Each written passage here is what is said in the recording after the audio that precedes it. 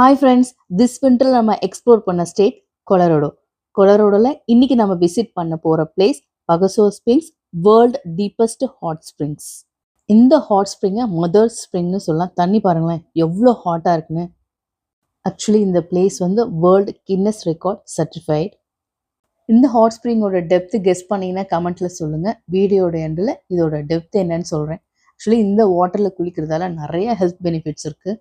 இந்த வாட்டரில் rich minerals இருக்கிறதால blood circulation action flow increase ஆகுது, பிளட் ப்ரெஷர் ரெடியூஸ் ஆகுது, பிரெயின் ஆக்டிவிட்டி பூஸ்ட் ஆகுது.